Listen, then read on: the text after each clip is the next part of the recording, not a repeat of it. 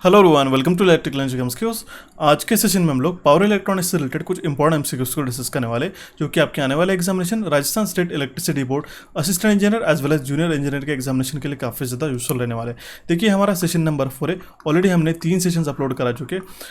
हमारे super MCQ series का है पार्ट 4 है, ठीक है। ये हमने सीरीज काफ़ी दिनों पहले ही शुरू कर दी थी। अभी हम लोग इसको डीएफसीसीएल के सीरीज के साथ में अल्टरनेटिवली जल्दी से जल्दी कंप्लीट किया। जिस लाइक हमने यूपीपीसीएल की ये सुपर एमसीक्यू सीरीज कंप्लीट की थी, उसी तरीके से हम लोग आरएससीबी के एईजी के सीरीज से जिस तरीके के जो इंपॉर्टेंट टॉपिक्स है, मैं आपको सारे इंपॉर्टेंट टॉपिक्स एमसीक्यूज के साथ में कवर करूँगा। और मैं सजेस्ट करूँगा कि जो स्टूडेंट यूपीपीसीएल जेई के लिए प्रिपेयर करे, साथ ही साथ डीएफसीसीएल के एग्जामिनेशन के लिए प्रिपेयर करे, उन स्टूडेंट्स को भी ये सीरीज काफ़ी ज़्यादा हेल्पफुल रहने वाले। तो सभी स्टूडेंट्स ने इस सीरीज को देखना, काफ़ी ज़्यादा आपको बेनिफिशियल ये होने वाले आपके एग्जामिनेशन के लिए। तो हम लोग आज के सेशन को शुरू करते हैं। सबसे पहले तो हमें जो हमारा प्रीवियस सेशन का आंसर है वो तो डिस्कस करना पड़ेगा। जो हमने क्वेश्चन हमारे जो डीएफसीसीएल का जो हमारा सीरीज है पार्ट नंबर 9 में हमने डिस्कस किया था सर्किट एनालिसिस, जहाँ पे हमारे पास डिपेंडेंट सोर्सेज के एमसीक्यूज का हमने एक सेशन लिया था। हालांकि इसके बाद हमारे 2-3 सेशन हो चुके थे, बट इस सेशन में हमने ये प्रीवियस सेशन का आंसर हमें क्वेश्चन पूछा था। हमने क्वेश्चन क्या था कि what will be the value of V in the given circuit. यहाँ पे जो वी है इस 10 ohms के रेजिस्टेंस के अक्रॉस में, इसका वोल्टेज कितना होगा, ये हमें क्वेश्चन में पूछा गया था। तो उसका करेक्ट आंसर था ऑप्शन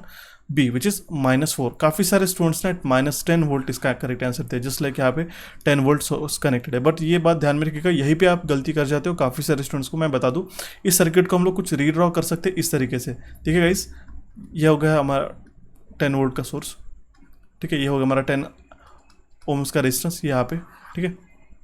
इसके पैरेलल में हमारे पास में 30 ohms का रेजिस्टेंस है। ये 30 ohms का रेजिस्टेंस लिख लिया हमने, ठीक है। यहाँ पे देन हमारे पास में एक 30 ohms का एक फिर से एक रेजिस्टेंस कनेक्टेड है, ठीक है। देन हमारे पास में ये कम्प्लीटली जो लिंक है ये शॉर्ट सर्किटेड है। तो ये हमारी 30 ohms के यहाँ पे इसके अक्रॉस में देखिए, ये हमारा 30 ohms का ये जो रेजिस्टेंस है 30 ohms का, इसके अक्रॉस में ये जो है हमारा डायरेक्टली शॉर्ट सर्किटेड है। तो ये 30 ohms का हो गया। अब मैंने आपको काफ़ी बार बताया था कि अगर आपके पास एक रेजिस्टेंस है, ठीक है, और उसके अक्रॉस में एक डायरेक्ट शॉर्ट सर्किट है, तो ये डमी रेजिस्टेंस करके एक्ट करता है। तो हमारा इस सर्किट का बिहेवियर यहाँ पे कुछ नहीं रहेगा। और ये जो हमारा 30 ohms का और ये 30 ohms का इसके पैरेलल में आ जाएगा। तो मुझे आप बताओ, इस 30 ohm parallel 30 will be 30 parallel 30 will be 15 ohms। मैंने काफ़ी बार इसकी शॉर्ट टेक्निक भी बताई, ठीक है। तो सर्किट हमारा कुछ इस तरीके से है। ये हो गया हमारा 10 वोल्ट का सोर्स, ये 10 ohms का रेजिस्टेंस, और ये हमारा 15 ohms का रेजिस्टेंस आ गया। ये हमारा 10 ohms है, ये हमारा 15 ohms है, और ये हमारे पास 10 वोल्ट्स का इसका सोर्स है, ठीक है। तो करंट हमारे पास पूछा गया, इसमें डायरेक्शन कुछ इस तरीके से प्लस माइनस, ओके। करंट निकालने के लिए हम लोग क्या करेंगे, 10 अपॉन हमारे पास 25 करेंगे 2 जा, और यहाँ पे कितना आ जाएगा 5 2 जा 10 एंड 5 5 जा 25, ठीक है। तो 2/5 का आंसर क्या था, मैंने आपको उस दिन फ्रैक्शन से बताया था। 1/5 का आंसर क्या होता है, 1/5 का आंसर होता है 0.2, और इसको अगर हम लोग 2 से मल्टीप्लाई करते हैं तो 0.4 इसका करेक्ट आंसर आ गया, ठीक है। 0.4 ये करंट फ्लो होने वाला है इसमें से, ठीक है, जो हमारा इस सर्किट में से करंट फ्लो हो रहा है, ठीक है। अब इसमें से जो करंट फ्लो हो रहा है इसके अक्रॉस में माइनस का, देखिए वोल्टेज का वैल्यू कितना आ जाएगा, ठीक है, इट विल बी माइनस। ये हम लोग इसको कंसिडर करेंगे, ठीक है, क्योंकि हमारे जिस तरीके से बैटरी का ओरिएंटेशन कनेक्टेड है उसी के अक्रॉस में हम लोग इसका जो सोर्स है वो भी हम लोग कनेक्ट करेंगे। तो -0.4 इंटू इसका रेजिस्टेंस कितना है 10 ohms, ठीक है। तो हमारा -4 वोल्ट इसका करेक्ट आंसर आ जाता है, ठीक है। तो ऑप्शन बी इस क्वेश्चन का करेक्ट आंसर था। और ये इस क्वेश्चन का करेक्ट आंसर हमें दिया टॉप 10 स्टूडेंट्स के नाम। हालांकि टॉप 10 स्टूडेंट्स यहाँ पे अचीव नहीं कर पाए, काफ़ी सारे स्टूडेंट्स में से गलत आंसर मार्क कर दिया। तो आई हैव सिलेक्टेड 7 स्टूडेंट्स जिन्होंने सबसे पहले इस क्वेश्चन का करेक्ट आंसर दिया। उन स्टूडेंट्स के नाम है Vikas Yadav, Gaurav Singh, Yogendra Kumar, fight fun, Vigadiya Neeta, study with SK and Patel Harry. So shout out to you guys, you the top 10 student, you the top 7 student जिन्होंने इस क्वेश्चन का हमें सबसे पहले करेक्ट आंसर मार्क किया। और अगर आप भी चाहते हो कि आपका नाम मैं मेरे नेक्स्ट सेशन में लूँ, तो सेशन को एंड तक देखना है। सेशन के एंड में जो भी मैंने आपको क्वेश्चन पूछा है उसका करेक्ट आंसर हमें कमेंट बॉक्स में कमेंट करना होगा गाइस। साथ साथ मैं आपको बता दूँ आरएससीबी का एग्जामिनेशन पैटर्न, ठीक है, कुछ इस तरीके से होता है। प्रोफेशनल नॉलेज 60 क्वेश्चन आपको टेक्निकल के पूछे जाने वाले हैं, और बाकी जो 80 क्वेश्चन है आपके वो आपके पूछे जाने वाले हैं reasoning, mental ability, GK, general Hindi, general English और मैथमेटिक्स से रिलेटेड। इससे रिलेटेड जो मैंने अभी आपको पता ही होगा कि प्रोफेशनल नॉलेज की हमारी सीरीज़ तो शुरू है, और ये नॉन टेक्निकल की सीरीज़ के लिए भी मैंने आपके लिए काफ़ी ज़्यादा इंपॉर्टेंट सेशन है, जो कि है हमारा 48 क्वेश्चंस का जनरल नॉलेज और एवरीडे साइंस का है। इसमें जो इंपॉर्टेंट टॉपिक्स हमने कवर किए, इसके हमने सारे सेशंस हमारे नए चैनल कोचिफाई पे अपलोड करा दिए। काफ़ी पॉपुलर सा सेशन है और काफ़ी फेमस सेशन है हमारा राजस्थान जीके का। ये सारे सेशंस अगर आपने नहीं देखे होंगे, अभी मैं बता दूं, रिसेंटली हमने जो 48 क्वेश्चंस का जो एग्जामिनेशन पैटर्न को ध्यान में रखते, देखिए ये जो एग्जामिनेशन का पैटर्न है, इसमें से आपको मेजर क्वेश्चंस पूछे जाने वाले और यहाँ पे राजस्थान से रिलेटेड काफ़ी ज़्यादा क्वेश्चंस पूछे जाने के यहाँ पे चांसेस है और वो फोकस हमारा स्टेट रहने वाला है राजस्थान। ठीक है, तो ये जो इंपॉर्टेंट टॉपिक्स यहाँ पे मेंशन किए, उसी को ध्यान में रखते हुए हमने एक आज ही सेशन अपलोड किया राजस्थान स्टेट इलेक्ट्रिसिटी बोर्ड का, जो कि जनरल नॉलेज और एवरीडे साइंस पे। दैट मीन्स इसमें एग्जाम पैटर्न के अनुसार हमने पूरे 48 क्वेश्चंस को हमने डिस्कस किया। हमारा रिसेंट सेशन है, अगर आपने नहीं देखा होगा तो इसकी सारी लिंक एक प्लेलिस्ट के द्वारा मैं आपको प्रोवाइड कर रहा था। तो ये सारे 9 के 9 सेशंस अगर आपने नहीं देखे होंगे तो प्लीज़ जाके देखिएगा, काफ़ी हेल्पफुल रहेगा आपके आने वाले एग्जामिनेशन से प्रिपरेशन के लिए। इसमें हमने रीजनिंग के भी सेशन इंक्लूड कर दिए। तो अभी हम लोग हमारे सेशन को शुरू कर दें। देखते हैं अभी हमारा सबसे पहला क्वेश्चन क्या कह रहा है हमारे पास। If a chopper frequency is a 1 kilohertz and on time is 0.5 milliseconds, the duty cycles is what. ठीक है, अगर हमारे पास एक चॉपर है जिसकी फ्रीक्वेंसी है 1 किलोहर्ट्ज, ऑन टाइम कितना है उसका 0.5 मिलीसेकंड्स का, तो ड्यूटी साइकिल्स कितना होगा। ड्यूटी साइकिल्स क्या होता है, D will be equals to T on upon total time. T that means क्या होता है, T on plus T off. Total time मतलब क्या होता है, टी ऑन टाइम और टी ऑफ टाइम। ठीक है, तो हमारे पास चॉपर फ्रीक्वेंसी 1 किलोहर्ट्ज है, तो हमारा टाइम कितना हो जाएगा 1/1 इंटू 10⁻3। मैंने आपको बताया 10⁻3 न्यूमरेटर में जाता है तो 10⁻³ हो जाएगा। दैट मीन्स हमारा टाइम कितना आया 1 मिली सेकंड्स का। ठीक है, 1 मिली सेकंड्स हमारा टाइम आ गया, इसका time period which is T will be equals to 1 milliseconds. So the on time will be कितना हो जाएगा हमारा 0.05 मिली सेकंड, जो हमारे पास ऑलरेडी गिवन है। ओके, तो ड्यूटी रेशियो कितना हो जाएगा, ऑन टाइम कितना है 0.5 अपन हमारे पास कितना है 1 मिली सेकंड। ये मिली सेकंड्स में ही है तो हमें कन्वर्ट करने की जरूरत नहीं है, 0.5/1। तो ऑप्शन ए इस क्वेश्चन का करेक्ट आंसर आएगा। That means duty cycle will be 0.5। ठीक है, आई होप आपको क्वेश्चन समझ में आएगा। Next question is a voltage source inverter is used when a source and load inductances are dash and dash respectively. हम लोग VS है, देखिए 2 टाइप ऑफ इन्वर्टर्स रहते हैं, एक तो हमारा करंट सोर्स रहता है और दूसरा हमारा रहता है वोल्टेज सोर्स। ठीक है, इसके भी दोनों के भी कुछ डिफ्रेंसिएशन है, मैं आपको बताने वाला हूँ। इसमें वोल्टेज सोर्स इन्वर्टर हम लोग कब यूज़ करते हैं, जब हमारा सोर्स जो है, ठीक है, सोर्स इंडक्टेंस हमारा रहता है स्मॉल, ओके, और जब हमारा लोड इंडक्टेंस रहता है हमारा लार्ज। ठीक है, इस केस में हम लोग वोल्टेज सोर्स इन्वर्टर यूज़ करते हैं। देखिए वोल्टेज सोर्स इन्वर्टर ही हमारा डीसी वोल्टेज सोर्स से हम लोग फेड करते हैं, और करंट सोर्स क्या रहता है हमारा, ये फेड किया जाता है एडजस्टेबल करंट से। That means DC voltage source of high impedance. Okay, और वोल्टेज सोर्स इन्वर्टर में मेनली क्या होता है, जो इनपुट वोल्टेज है वो हमारा कांस्टेंट हम लोग मेंटेन करते हैं, ये ध्यान में रखिएगा। डीसी जो रहता है हमारा वो कांस्टेंट हम लोग इसको मेंटेन करते हैं। तो ये सारी चीज़ें इसमें रहती है, और ये जो इसका कम्यूटेशन है ये भी थोड़ा कॉम्प्लिकेटेड रहता है। ओके, और मेन चीज़ क्या होता है वोल्टेज सोर्स इन्वर्टर और करंट सोर्स इन्वर्टर में, सबसे मेन जो आपका डिफरेंस है कि इसमें वोल्टेज सोर्स इन्वर्टर में हमें फीडबैक डायोड की ज़रूरत रहती है, हालांकि करंट सोर्स इन्वर्टर में हमें फीडबैक डायोड की ज़रूरत नहीं रहती है। ठीक है, तो ये कुछ इंपॉर्टेंट चीज़ें तो ध्यान में रखना होगा। ठीक है, और मेन रीज़न क्या है इसका कि voltage source inverter is used when a source and load inductances are small and large. Okay, option D इस क्वेश्चन का करेक्ट आंसर था। Next question is question number 3, in which quadrant a fully controlled rectifier operate. ये important question है, mark करके रखिएगा, मैं आपको सारी चीज़ें बताने वाला हूँ। कौन से क्वाड्रेंट में हमारा फुल्ली कंट्रोल रेक्टिफायर ऑपरेट करता है, तो हमारे फर्स्ट एंड फोर्थ क्वाड्रेंट में हमारा ऑपरेट करता है। ठीक है, फर्स्ट एंड फोर्थ क्वाड्रेंट में हमारा, ये फर्स्ट क्वाड्रेंट हो गया और ये हमारा फोर्थ क्वाड्रेंट हो गया, इसमें हमारा ये फुल्ली कंट्रोल रेक्टिफायर ऑपरेट करता है। इंपॉर्टेंट है, ध्यान में रखिएगा। Next question is the drain to source voltage at which drain current becomes nearly constant is called. Drain to source voltage, जब हमारा ड्रेन करंट नियरली कांस्टेंट हो जाता है, उस रीजन को हम लोग क्या कहते हैं, उस रीजन को हम लोग कहते हैं pinch of voltage. Okay, option D इस क्वेश्चन का करेक्ट आंसर है। पीक ऑफ वोल्टेज नहीं, it's a pinch of voltage.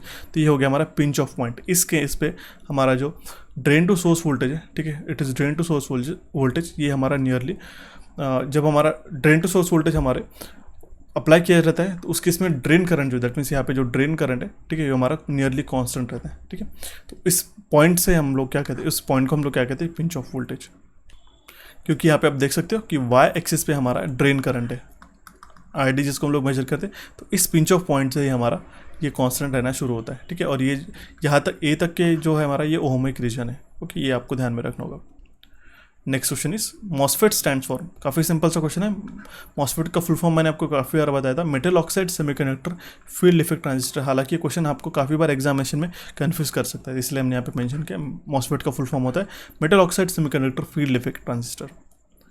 Next question is important question, match the list 1 with the list 2। यहाँ पे हमारे पास में कन्वर्टर्स गिवन है और यहाँ पे टाइप ऑफ कन्वर्जन, ये कौन से क्या क्या कन्वर्ट करता है हमें क्वेश्चन में पूछा गया। जैसे हमारे पास कंट्रोल रेक्टिफायर है, ये क्या करता है, देखिए कंट्रोल रेक्टिफायर क्या करता है हमारा, ये मेनली जो हमारा फिक्स्ड एसी रहता है, ठीक है, फिक्स्ड एसी रहता है, इसको हमारा डीसी में कन्वर्ट करता है, ठीक है, वेरिएबल डीसी में कन्वर्ट करता है। ओके, तो कंट्रोल रेक्टिफायर क्या आ जाएगा, ऑप्शन 3।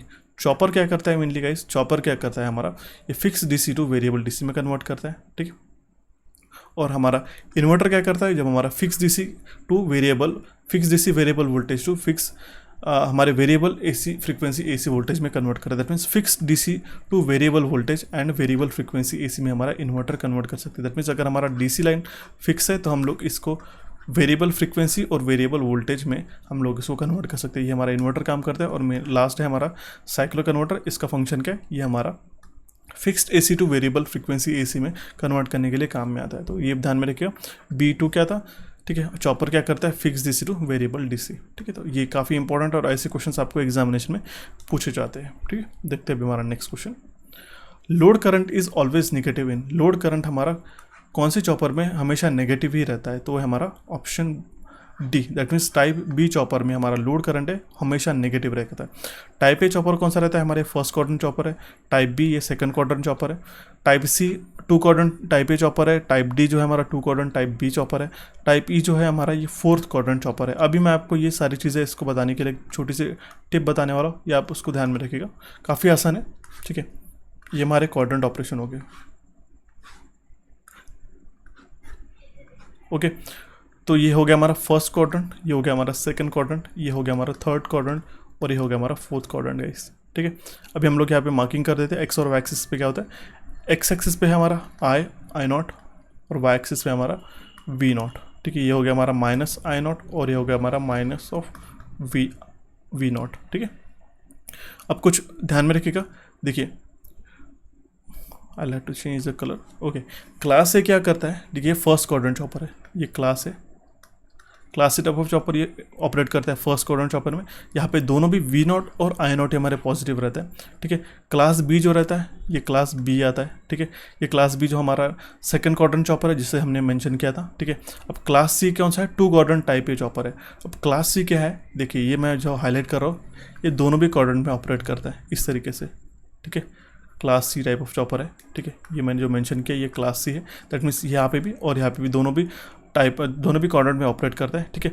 क्लास बी, ठीक है, क्लास जो मैं बता रहा हूँ क्लास डी जो है वो भी हमारा 2 क्वाड्रेंट चॉपर है, ये भी इन दोनों केस में ऑपरेट करता है, ठीक है, इन दोनों केस में, ठीक है। That means I have to change the colour, let's take this another. देखिए इन दोनों के बीच में ये हमारा क्लास डी ऑपरेट करता है, ओके। और जो क्लास ई है हमारा ये 4th क्वाड्रेंट चॉपर, ठीक है। तो हमारा जो क्लास ई है ये 4th quadrant chopper, that means चारों भी क्वाड्रेंट में हमारा ये क्लास ई जो है ये हमारा ऑपरेट करता है। तो इंपॉर्टेंट है गाइस, ध्यान में रखिएगा, जो class A type of chopper है ये हमारे फर्स्ट रीजन में ऑपरेट करता है, फर्स्ट क्वाड्रेंट में।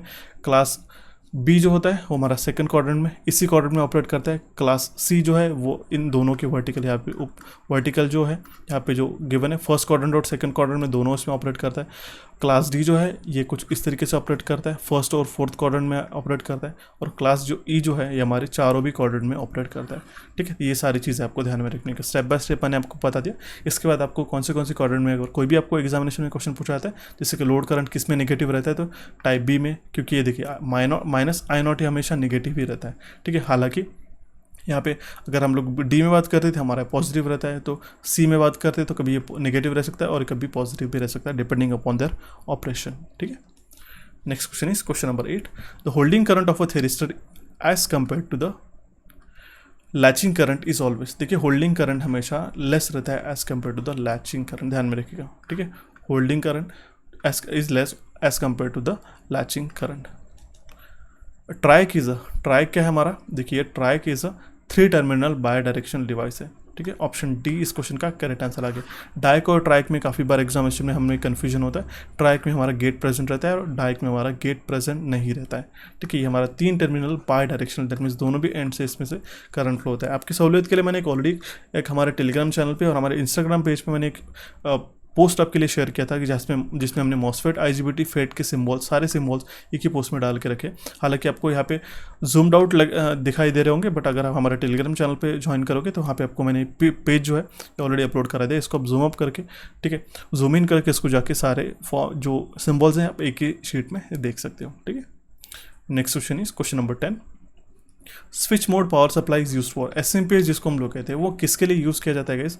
इस टाइप का क्वेश्चन आपको बेसिक एग्जामिनेशन में पूछाते हैं। तो हम लोग कंट्रोल डीसी सप्लाई को ऑपरेट करने के लिए इसको यूज़ करते हैं। देखिए आपने देखा होगा एसएमपीएस आपके कुछ कंप्यूटर सीपीयू में कुछ इस तरीके से रहता है, जो इसके बैकएंड में हमारे पास में, ठीक है, ये एसएमपीएस रहता है। ठीक है, सीपीयू का पावर यूनिट, ये इसी को हम लोग कहते हैं एसएमपीएस, या फिर कुछ इस टाइप में भी आता है। तो हमारा ये कंट्रोल डीसी आउटपुट हमें अचीव करने के लिए हम लोग इसको यूज़ करते हैं। जैसे यहाँ पे आप देख पा रहे होंगे लाइव और न्यूट्रल यहाँ पे सप्लाई दी थी, हमारे पास में अलग अलग टाइप के सप्लाई वोल्टेज अवेलेबल है। +5 हो गया, +15 वोल्ट हो गया, +12 वोल्ट हो गया, +18 वोल्ट, इस तरीके से वोल्टेज रेंजेस अवेलेबल रहते हैं। ठीक है, next question is question number 11। Important question है, which are the following electronic devices used for stator voltage control in a fan regulator? इसमें से कौन सा जो है इलेक्ट्रॉनिक्स डिवाइस हम लोग यूज़ करते हैं स्टेटर वोल्टेज कंट्रोल के लिए फैन रेगुलेटर में, जहाँ पे हमारे पास फैन के रेगुलेटर्स रहते हैं हमारे हाउस होल्ड में, इसमें लोग कौन सा डिवाइस यूज़ करते हैं? ओके, तो जो हमारे पास में फ़ैन रहते हैं हाउस होल्ड में, उसमें जो रेगुलेटर हम लोग यूज़ करते हैं, इसमें हमारे पास में कौन सा इलेक्ट्रॉनिक डिवाइस रहता है? जैसे ट्राइक हो गया, बीजेटी, मॉसफेट या फिर डायोड, इसमें से हम लोग कौन सा पावर इलेक्ट्रॉनिक डिवाइस यूज़ करते हैं? तो ध्यान में रखिएगा, ट्राइक जो है, ठीक है, ट्राइक हम लोग इसमें यूज़ करते हैं। ये ट्राइक क्या रहता है, मैंने आपको बताया था, 3 टर्मिनल एसी स्विच रहता है। ठीक है, इंपॉर्टेंट है। और इस ट्राइक का जो देखिए, इस टाइप का जो फ़ैन रेगुलेटर रहता है, जो आप घर पे यूज़ करते हैं फ़ैन के स्पीड को कंट्रोल करने के लिए, ठीक है, इसका एक सर्किट है। देखिए मैक्सिमम 200 वाट के लिए अगर आपको इस तरीके से रेगुलेटर तैयार करना होगा, तो ये सर्किट डायग्राम मैंने आपको प्रोवाइड करा है। देखिए यहाँ पे हमारे पास में एक डायक भी है और एक ट्राइक भी है, और कुछ यहाँ पे इंपॉर्टेंट 2 रेजिस्टेंसेस, इस तरीके से सर्किट डायग्राम ये जो है हमारा फ़ैन रेगुलेटर है इसमें रहता है। और इसमें मेन जो रहता है कंपोनेंट हमारा, वो रहता है हमारा ट्राइक। ठीक है, ऑप्शन ए इस क्वेश्चन का करेक्ट आंसर आ गया था। इसी के कारण हमारा जो इस फैन जो हमने इसके सीरीज़ में कनेक्ट करते हैं हम लोग मेनली, ये हमारा रेगुलेट होता है। ठीक है, यहाँ पे डिफरेंट स्पीड्स हमारे पास में गिवन रहती है। ठीक है, ऑप्शन ए इस क्वेश्चन का करेक्ट आंसर आ गया। ये देखिए, ये इंपॉर्टेंट स्कीमेटिक, आप इसको पॉज करके एक बार देख भी सकते हो कि किस तरीके से हमारा ये ऑपरेट होता है करके। ठीक है, देखते हैं अभी हमारा next question. In a 3-phase 50 hertz full converter, ripple frequency in output voltage will be what? 3-phase 50 hertz full converter में रिपल फ्रीक्वेंसी क्या हो गया आउटपुट वोल्टेज में? देखिए वो हो गया में F0 is equal to M into Fs। ये M क्या है हमारा? नंबर ऑफ पल्स कन्वर्टर है। ठीक है, और सप्लाई फ्रीक्वेंसी हमारे पास पता है। ठीक है, 3-phase फुल वेव के लिए, ठीक है, 3-phase फुल वेव कन्वर्टर के लिए हमारे पास नंबर ऑफ, ये कौन सा है हमारा? 6 पल्स का कन्वर्टर है। ये आपको पता होना चाहिए। 6 पल्स का कन्वर्टर, तो हम लोग 6 मल्टीप्लाइड बाय कितना करेंगे? Supply voltage frequency multiplied by 50। तो हमारा करेक्ट आंसर आ जाएगा option D, which is 300 hertz, इसका करेक्ट आंसर आ जाएगा। ठीक है गाइस, देखते हैं अभी हमारा next question, question number 13। A single phase full bridge diode rectifier fed from 230 volt 50 hertz sinusoidal supply source supplies a series combination of a finite resistance R and a very large inductance L, two most dominant frequency component in the source current R। देखिए इसमें एक single phase हमारा full bridge diode rectifier है, ठीक है, जो कि fade किया गया है 230 वोल्ट 50 हर्ट्ज सप्लाई से। ठीक है, एक सीरीज कॉम्बिनेशन है हमारे पास में से, एक पर्टिकुलर फाइनाइट हमारे पास रेजिस्टेंस है और एक लार्ज हमारे पास इंडक्टेंसेस है इसमें कनेक्टेड। तो हमारा डोमिनेंट फ्रीक्वेंसी कंपोनेंट क्या होगा? तो ध्यान में रखिएगा, सबसे मेन जो डोमिनेंट फ्रीक्वेंसी रहता है हमारा F3F। ठीक है, an odd number of harmonics हमारे डोमिनेंट रहते हैं, तो 1 3 5 कुछ इस तरीके से। तो F और 3F, ये तो F जो हो गया हमारा फंडामेंटल फ्रीक्वेंसी हो गया 50, ये तो आ जाएगा इसमें, और 3F that means 3 into 50 which is 150 hertz. ये हमारा डोमिनेंट हमारा फ्रीक्वेंसी कंपोनेंट रहेगा सोर्स और करंट पे। ठीक है, ऑप्शन सी इस क्वेश्चन का करेक्ट आंसर आ जाएगा। Next question is, for a power semiconductor device IGBT, MOSFET, diode and thyristor, which one of the following statement is true? IGBT, MOSFET, diode और thyristor के लिए इसमें से कौन सा स्टेटमेंट करेक्ट है? तो इंपॉर्टेंट है यह कि ध्यान से समझिएगा गाइस। मॉसफेट जो है ये हमारा मेजॉरिटी कैरियर डिवाइस है। IGBT, डायोड, थायरिस्टर ये जो है हमारे माइनॉरिटी कैरियर डिवाइसेस है। इंपॉर्टेंट है, ये सिर्फ एक्सेप्शन ध्यान में रखिएगा कि मॉसफेट जो है हमारा, ठीक है, ये हमारा मेजॉरिटी कैरियर डिवाइस है, और यहाँ पे IGBT, डायोड और थायरिस्टर ये हमारे माइनॉरिटी करंट कैरियर डिवाइसेस हैं। ठीक है, तो ऑप्शन डी इस क्वेश्चन का करेक्ट आंसर आ जाएगा। Next question is question number 15। Important question है गाइस, फिर से 4 power semiconductor devices are shown. देखिए यहाँ पर हमारे पास में 4 पावर सेमीकंडक्टर डिवाइसेस बताए गए। The device that can carry the DC current continuously in the direction shown when gated approximately. जब हम लोग इसको प्रॉपर गेट सप्लाई हम लोग प्रोवाइड करेंगे, एक्चुएट करेंगे इसको, तो यहाँ पे जो करंट के डायरेक्शन के बने, तो इसमें से कौन से पावर इलेक्ट्रॉनिक्स डिवाइस में से, पावर सेमीकंडक्टर डिवाइस में से करंट फ्लो होगा।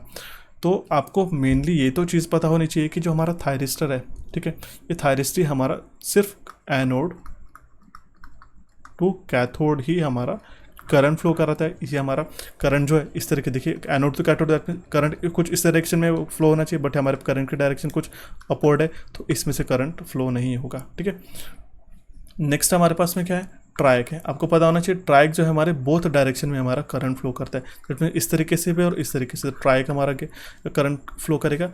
GTO क्या है हमारा, ये एक यूनिडायरेक्शनल करंट है। ठीक है, यूनिडायरेक्शनल डिवाइस है, यूनिडायरेक्शनल डिवाइस, इसलिए इसमें से ये करंट फ्लो नहीं होगा।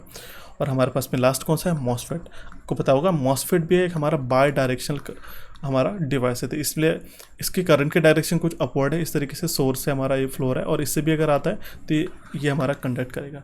तो ट्राइक और जो हमारा मॉसफेट है ये हमारे करंट कंडक्ट करेंगे। ऑप्शन बी इस क्वेश्चन का करेक्ट आंसर आ जाएगा। Next question is how many switches are use to construct a 3 phase to 3 phase cycloconverter. 3 phase to 3 phase cycloconverter को कंस्ट्रक्ट करने के लिए, बनाने के लिए हमें कितने स्विचेस की जरूरत होगी। स्विचेस दैट मीन्स हमारे पास पे क्या है, एक SCRs हो गए। ठीक है, तो देखिए एक single phase two single phase converter करना है, single phase two single phase converter हमें प्रोड्यूस करना है, तो हमारे पास में 8 स्विचेस की रिक्वायरमेंट रहती है। 3 फेज तो अगर हमारे पास में सिंगल फेज हमें प्रोड्यूस करना होगा तो हमारे पास में 12 स्विचेस की ज़रूरत रहती है, और हमारे पास 3 फेज टू 3 फेज अगर हमारे पास साइक्लो कन्वर्टर प्रोड्यूस करना होगा तो 18 हमें स्विचेस की ज़रूरत रहती थी। ये आप कुछ नंबर्स ध्यान में रखिएगा। ठीक है, हालांकि इसका फॉर्मूला भी आता है बेसिक सा, बट ये कुछ इंपॉर्टेंट जो है मैंने आपको बता दिया। ऑप्शन डी इस क्वेश्चन का करेक्ट आंसर आ गया। आप यहाँ पे काउंट कर सकते हो, 3 3 3 4 5 6 इंटू 3 स्विचेस। ये कौन से, ये हमारे एक ये स्विचेस ही है। ठीक है, ये हमारा एक स्विच हो गया। इस तरीके से हमारे पास में 18 स्विचेस इस 3 phase to 3 phase cyclo converter में कनेक्ट किए गए हैं। ठीक है, तो ऑप्शन डी इस क्वेश्चन का करेक्ट आंसर आ जाएगा। Next question is question number 17। Match the list 1 with list 2 and select the correct answer. ये लिस्ट 1 और लिस्ट 2 से हमारे पास सिलेक्ट करना है और इसमें से करेक्ट आंसर हमें मार्क करना है। यहाँ पे क्या कुछ रेटिंग्स किया गया है, DI/dt रेटिंग। ठीक है, DI/dt करंट रेटिंग कौन सा, क्या हमें लिमिट कराता है, कौन सा इसमें सब हम लोग कंपोनेंट यूज़ करते हैं, तो हम लोग इसमें सीरीज रिएक्टर यूज़ करते हैं। ठीक है, यह हो गया हमारा सीरीज रिएक्टर, ये हमारा DI/dt करंट को लिमिट करता है। DV/dt रेटिंग को हम लोग कंट्रोल करने के लिए स्टम्बर सर्किट यूज़ करते हैं, जिसमें हमारे पास एक सीरीज एक रेजिस्टर्स और कैपेसिटर के एक हमारा कॉम्बिनेशन हम लोग कनेक्ट करते हैं, जिसमें सीरीज में रेजिस्टेंस रहता है और हमारा कैपेसिटर रहता है, और ये हमारे SCR के अक्रॉस में कनेक्टेड रहता है। ठीक है, ये हो गया हमारा स्टम्बर circuit.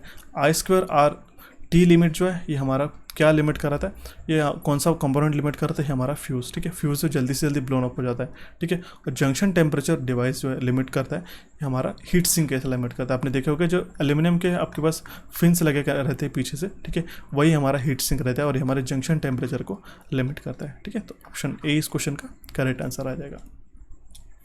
Next question is very important question, guys. In a 3-phase half-wave rectifier, each diode is subjected to a PIV of 3-phase half-wave rectifier में एक पर्टिकुलर डायोड कितना पीक इनवर्स वोल्टेज सस्टेन करता है, तो √3 टाइम्स ऑफ VM को sustain करता है। ठीक है, ऑप्शन डी इस क्वेश्चन का करेक्ट आंसर आ गया। अब ये तो हो गया हमारा 3-phase हाफ वेव रेक्टिफायर। ठीक है, तो हाफ वेव का अगर पूछा गया सिर्फ हाफ वेव का, तो हमारा VM रहता है। सेंटर टैप पूछा गया तो हम आप ध्यान में रखिएगा ट्वाइस ऑफ VM रहेगा। ठीक है, फुल ब्रिज अगर आपको पूछा गया तो सिर्फ VM रहता है। ठीक है, और हाफ वेव 3 फेज रेक्टिफायर पूछा गया तो √3 टाइम्स रहता है। ठीक है, √3 टाइम्स ऑफ VM। और 6 पल्स अगर आपको पूछा गया, ठीक है, mid point 6 pulse mid point 1.155 times of VM रहता है। ठीक है, तो ये कुछ इंपॉर्टेंट चीज़ें ध्यान में रखनी होगी. Next question is, if the time period of a output voltage of a single phase bridge rectifier is 25/3 milliseconds, then the supply frequency is what? एक सिंगल फेज हमारे पास में ब्रिज रेक्टिफायर है, तो उसका आउटपुट फ्रीक्वेंसी क्या होगा 2 into F. ठीक है, तो एफ क्या हो गया हमारी सप्लाई फ्रीक्वेंसी. टाइम पीरियड क्या है हमारा आउटपुट वोल्टेज का, T will be equal to क्या हो जाएगा 1/2 एफ. ठीक है, 2 इंटू एफ, तो हम लोग लिखेंगे 25/3. 1/2 इंटू 3, ये क्या हो जाएगा 25/3. ठीक है, दैट मीन्स ये जो टाइम पीरियड है हमारा 25/3 मिली सेकेंड्स का है, तो हम लोग इस फॉर्मूला में इसको सब्स्टिट्यूट कर देते सो दैट हमारा ये सप्लाई फ्रीक्वेंसी हम लोग फाइंड आउट कर पाएंगे. F will be equal to what क्या हो जाएगा, ये हो जाएगा हमारा 1/2 मल्टीप्लाइड बाय एफ का. देखिए टी का वैल्यू हम लोग यहाँ पे सब्स्टिट्यूट करेंगे, टी हमारे पास डिनोमिनेटर में आ जाएगा, तो 25/3 लिखने से बेहतर हम लोग न्यूमरेटर में यहाँ पे 3 लिख सकते हैं. ठीक है, मल्टीप्लाइड बाय मिली सेकेंड से तो 10⁻³ से मल्टीप्लाई करना पड़ेगा, तो हमारा इसका करेक्ट आंसर आ जाता है 60 हर्ट्ज.